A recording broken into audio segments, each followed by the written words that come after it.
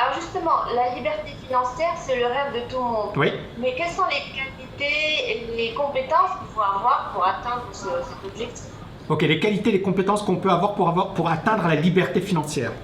Bon, moi j'ai envie de dire que n'importe qui peut devenir libre financièrement. Après, ça dépend de ton ambition. C'est-à-dire que tu as des gens qui sont super ambitieux, super motivés, super travailleurs. Ben, ils peuvent devenir super rapidement libres financièrement parce que l'entrepreneuriat, c'est un accélérateur. Ou alors, ils se focalisent sur l'immobilier, la bourse, le trading. Tu vois, il y a des domaines, des piliers sur lesquels tu te focalises, tu bosses dur pendant 5 ans. Et il y a une vidéo d'ailleurs que j'ai publiée récemment, c'est 5 ans de bagne ou 40 ans de prison. Et c'est ça. C'est à un certain moment, tu ne te poses pas les questions. Tu fonces, tu bosses. Et bien évidemment, tu vas y accéder. Donc les qualités, c'est vraiment beaucoup de travail. C'est le fait de se former. Et encore une fois, ce n'est pas pour parler de ma formation, je m'en fiche. Mais c'est vraiment super important. Moi, je me forme. Je me forme chaque année. Je suis énormément de séminaires, énormément de coaching. Mais je sais que le retour, on parlait de YouTube, mais le retour sur investissement de la formation, pour moi, c'est ça le retour le plus important. Tu vois, si on devait comparer, YouTube, c'est rien, c'est qu'un véhicule. Parce qu'après YouTube, il y aura autre chose. Mais le plus important, c'est la formation. C'est ça ce qui m'a rapporté le plus. C'est le fait de me former avec les meilleurs. Donc, pour répondre à ta question, la liberté financière, n'importe qui peut le devenir. Après, ça dépend de ton ambition, de ton travail, l'envie de mettre le paquet.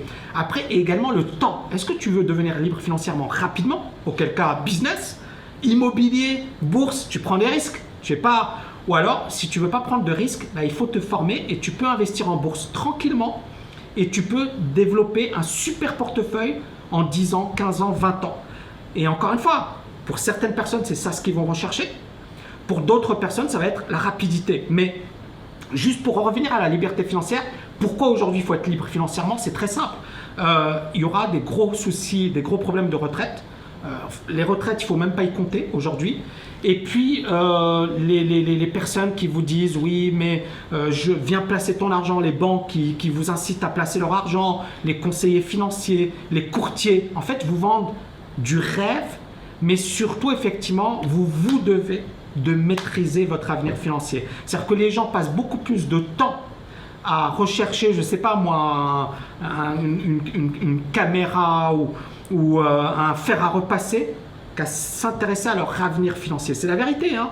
Et donc à partir de là, il faut vraiment prendre ça au sérieux.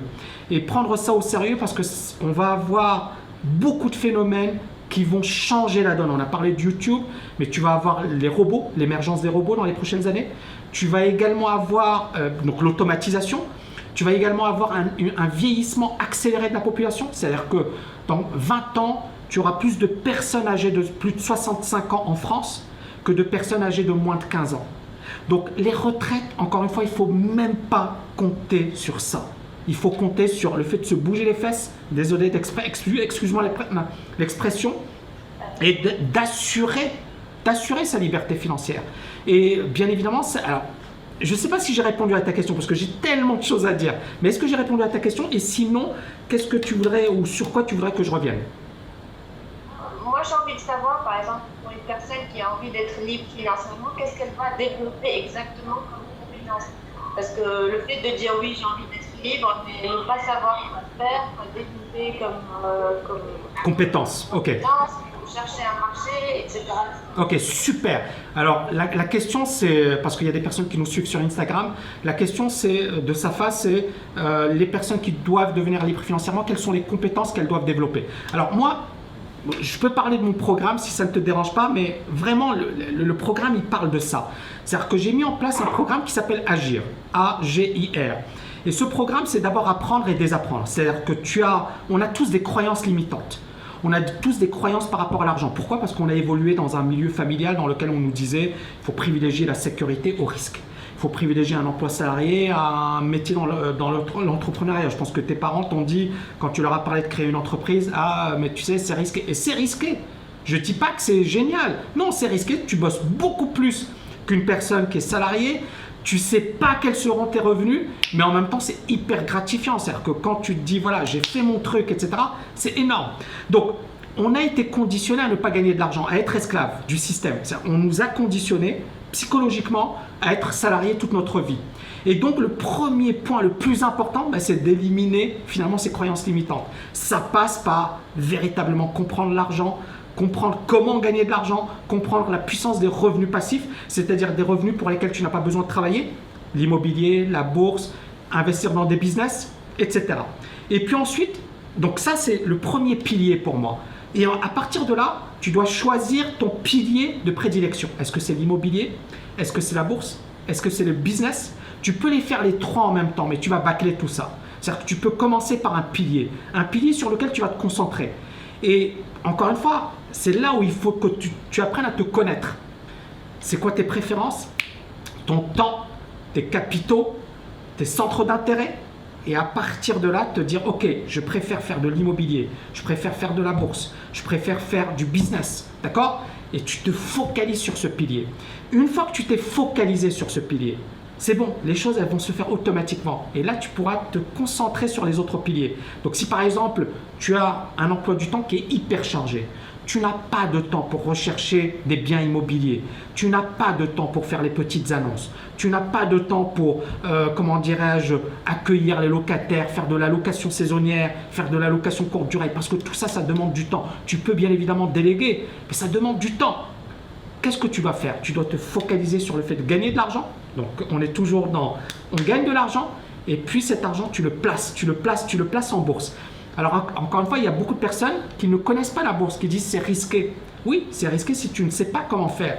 Mais la bourse, c'est le placement le plus rentable sur 2 siècles. C'est-à-dire que tu as eu en moyenne par an 10% de performance.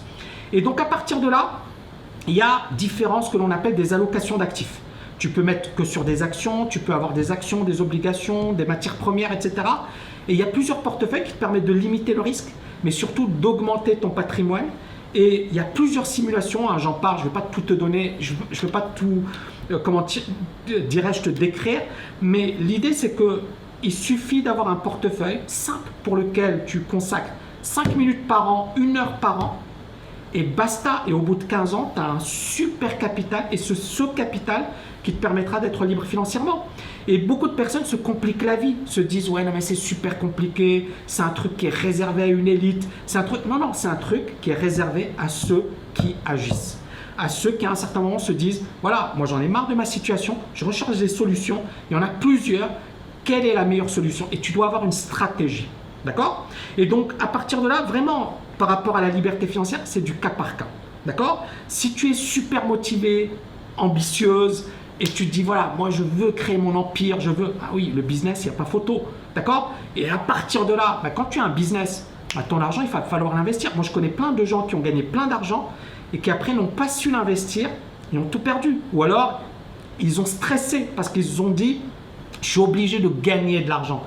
Parce que le problème de beaucoup de personnes qui ont commencé de zéro et qui gagnent beaucoup d'argent, c'est qu'à un certain moment, ces personnes se retrouvent en situation de peur de tout reperdre, d'accord? Et elles paniquent, elles ont beaucoup d'argent, mais pour eux, ça devient presque une malédiction. Le fait d'avoir de l'argent, ça devient une malédiction véridique. J'ai eu des gens qui m'ont écrit, qui m'ont dit, voilà, il y a un gars, il avait 5 millions d'euros, il ne savait pas placer son argent, et il m'a dit, l'argent, c'est un poison, c'est une malédiction. J'ai investi en bourse, j'ai perdu 200, 300 000 euros, et aujourd'hui, je suis désespéré. Bon, 5 millions d'euros, ça va, tu n'as pas besoin d'être désespéré. Mais non, lui, il m'a dit, je suis désespéré. Donc, ça te prouve que l'argent, c'est quand même hyper important de bien le comprendre, de l'apprivoiser et à partir de là, bien évidemment, d'avoir les bonnes stratégies. Et il y en a plusieurs, mais le programme Agir, c'est vraiment, voilà, c'est le B à bas. Tu apprends et tu désapprends. Tu gagnes de l'argent, ne te pose pas de questions, tu gagnes. Beaucoup de personnes se disent ouais mais c'est pas bien, non, tu gagnes de l'argent, tu es dans un mindset, pourquoi je gagne de l'argent? Parce que ça va me permettre d'investir, le I. Donc j'apprends, je gagne plus, j'investis parce que c'est l'investissement qui va te permettre de devenir libre financièrement. Et tout ça, ça sert à quoi? Ça sert à se réaliser, à réussir sa vie, à vivre ses rêves, à assurer sa retraite. Le R, retraite, rêve, réaliser sa vie et bien évidemment pas mal de choses. Et là, tu as un schéma très simple, efficace. Il faut juste te focaliser sur ça. Beaucoup de gens ne se focalisent pas sur ça. Ils vont compliquer les choses. Ils vont essayer de refaire ou de réinventer la roue. Alors que les choses sont simples. Tu dois apprendre, tu te formes avec les meilleurs. parce qu'ils ont déjà l'expérience. Ils ont déjà fait. Et si tu n'as pas d'argent, tu lis des bouquins. Puis, bien évidemment, tu gagnes de l'argent parce que c'est l'argent le carburant. Il y a quelqu'un qui disait la chose suivante, je pense que c'est Tai Lopez d'ailleurs qui disait la chose suivante. Il disait on a tous en nous une Ferrari, on a tous un potentiel de Ferrari, c'est vrai. Mais il a dit si cette Ferrari, il n'y a pas d'essence dans cette Ferrari, elle restera dans le garage. Et je trouve ça génial. Cette image. C'est-à-dire que finalement, on a tous un potentiel de fou, mais si on n'a pas d'argent, on ne pourra jamais exploiter ce potentiel. Donc, notre potentiel, on a une Ferrari en nous, mais notre potentiel, on pourra l'exploiter si on gagne de l'argent. Donc, ne vous cassez pas la tête, gagnez de l'argent, les amis. Mais, Oui. Je voudrais rebondir sur un point très important, c'est que oui, effectivement, on a un manque en termes d'éducation financière, on ne sait pas comment gagner de l'argent, mais dès qu'on sait comment gagner de l'argent, on a un business, on ne sait plus comment Le placer. investir cet argent. Bien sûr. Bien sûr. Donc c'est ça, c'est un autre blocage que beaucoup parmi nous, moi aussi j'en ai été. C'est clair. On ne sait pas quoi faire avec cet argent qu'on a pu gagner pendant. Ouais, c'est fou. Voilà, et Safa, donc elle m'explique que justement, voilà, quand on a un business, qu'on le développe et on gagne de l'argent, on a ce blocage parce qu'on ne sait pas comment le placer. Et ben, il faut se former. Et moi, j'ai parmi mes étudiants, j'ai des personnes qui ont bac-5 et des personnes qui ont bac+20. J'exagère un petit peu. Mais ce qui caractérise ces personnes, c'est qu'en fait, il n'y a pas de point commun. C'est-à-dire qu'il y en a qui commencent de zéro et qui veulent vraiment devenir libres financièrement. Mais il y a des personnes qui ont déjà une certaine fortune. Et il y a quelqu'un d'ailleurs qui a fait fortune dans l'immobilier et il m'a dit Tammy, mais si j'avais su ce que j'ai appris avec toi sur la bourse, mais j'aurais cartonné. J'étais bon dans l'immobilier, mais il me manquait ce pilier bourse. Et on voit bien que ces différents piliers sont complémentaires.